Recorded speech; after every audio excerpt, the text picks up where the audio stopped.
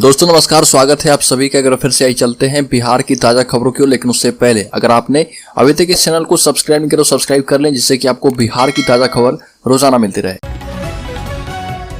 पहली बड़ी खबर, मुजफ्फरपुर में एईएस को लेकर विभाग हुआ अलर्ट। एसकेएमसीएच के पीकू वार्ड में भर्ती 3 वर्षीय बच्चे में पुष्टि। मुजफ्फरपुर में गर्मी की धमक के साथ ही एईएस का प्रभाव दिखने लगा है। एसकेएमसीएच के पीकू वार्ड में भर्ती 3 वर्षीय बच्चे में एईएस की पुष्टि हुई है। इसके साथ ही इस वर्ष जिले में अब तक कुल 3 बच्चों में एईएस के लक्षण मिले हैं। वहीं जिला प्रशासन एवं स्वास्थ्य विभाग अलर्ट मोड पर है। जनवरी माह में 2 बच्चों में इसकी पुष्टि हुई थी, जिसे एसकेएमसीएच में भर्ती कराया गया था। हिंदी भाषा का अधिक उपयोग करने में गया एयरपोर्ट है अव्वल। गया एयरपोर्ट को हिंदी भाषा का अधिक उपयोग करने के लिए राजभाषा कार्यान्वयन समिति की ओर से पहला पुरस्कार मिला है और यह उपलब्धि बीते 6 माह में हिंदी के प्रति समर्पण और सेवा के लिए मिली है। पुरस्कार की घोषणा किए जाने के पहले जिले में स्थित सभी केंद्रीय सरकार के कार्यालय, उपक्रम, बैंक आदि के अधिकारियों ने भाग लिया और इन सभी कार्यालय के द्वारा बीते 6 माह में हिंदी के प्रचार प्रसार एवं क्रियाकलाप की समीक्षा की गई। समीक्षा में गया एयरपोर्ट ने पहले पायदान में अपनी जगह बनाई। गया एयरपोर्ट को पहले पायदान पर आने की खुशी एयरपोर्ट कर्मियों के बीच बनी हुई है और इस उपलब्धि के लिए गया एयरपोर्ट को पुरस्कार भेंट कर सम्मानित किया गया। बिहार में छात्रों के लिए गुड न्यूज है। अब निजी मेडिकल कॉलेज की आधी सीटों पर सरकारी फीस पर होगी पढ़ाई। आपको बता दें कि अगर आप मेडिकल की तैयारी करने की सोच रहे तो बिहार सरकार ने अहम फैसला किया है। बिहार में मेडिकल की पढ़ाई करने वाले छात्रों के लिए गुड न्यूज है। राज्य सरकार अब निजी मेडिकल कॉलेज में पढ़ाई करने वाले छात्रों को बड़ा तोहफा देने जा रही है। इन कॉलेज में पढ़ने वालों को कम राशि खर्च करनी पड़ेगी। मुख्यमंत्री नीतीश कुमार की अध्यक्षता में कैबिनेट की बैठक में इसे लेकर अहम फैसला किया गया है। मंत्रिमंडल की हुई बैठक में निजी मेडिकल कॉलेज की आधी सीटों पर सरकारी फीस पर ही पढ़ाई के प्रस्ताव को मुहर लगा दी गई है। बीपीएससी पेपर लीक मामले में वीडियो व बर्खास्त खिलाड़ियों को सीधे एसडीओ, डीएसपी की नौकरी दी जाएगी। आपको बता दें कि नीतीश सरकार के कैबिनेट मीटिंग में बड़ा फैसला किया गया है। सरकार ने बिहार लोक सेवा आयोग के प्रारंभिक परीक्षा पेपर लीक मामले में आरोपी बड़हरा के भोजपुरी तत्कालीन प्रखंड विकास अधिकारी को बर्खास्त कर दिया है। कैबिनेट ने इस आदेश को मंजूरी दे दी है।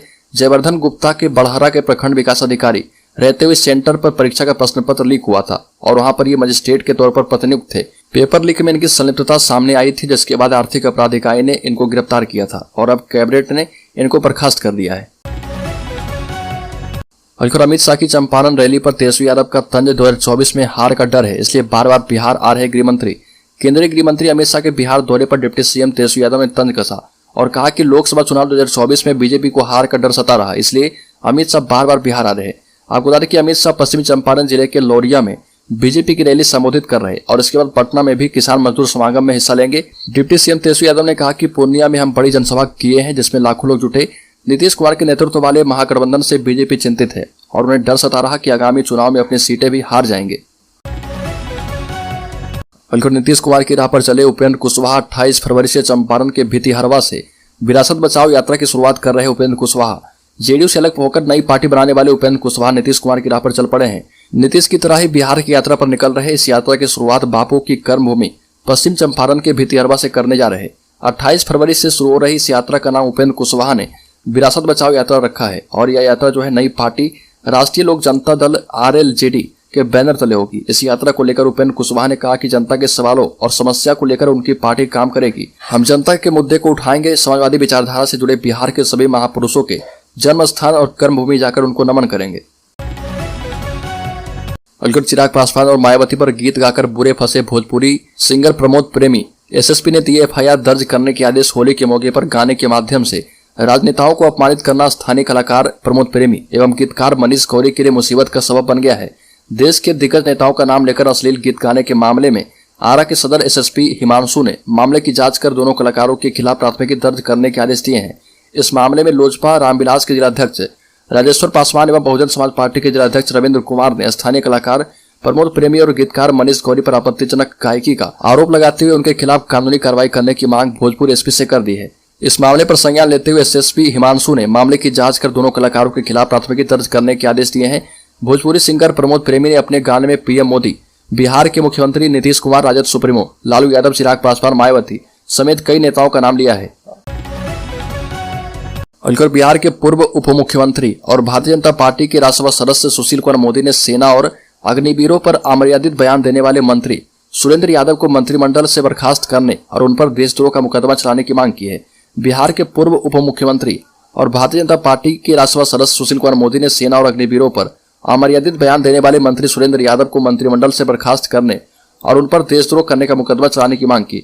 सुशील मोदी ने बयान जारी कर कहा कि आपराधिक प्रवृत्ति के सुरेंद्र यादव पर हत्या, अपहरण जैसे कई गंभीर मामले दर्ज हैं। ऐसे व्यक्ति को अग्निवीरों का मनोबल तोड़ने का कोई अधिकार नहीं है। ये भी कहा कि अग्निवीर भर्ती योजना के प्रति देशभक्त युवाओं ने देश भर में जो उत्साह दिखाया है उससे विपक्ष की छाती फट रही है। और फिर बिहार सरकार ने सरकारी वकीलों की फीस में बढ़ोतरी कर दी है। आपको बता दें कि इस मामले में विधि विभाग ने पत्र जारी कर दिया है। पत्र में विधि विभाग की तरफ से बताया गया कि पटना हाईकोर्ट और अन्य व्यवहार न्यायालय में सरकार की ओर से विधि प्राधिकारियों एवं अन्य वकीलों, सहायक वकीलों और निजी लिपिकों के शुल्क में बढ़ोतरी की गई है।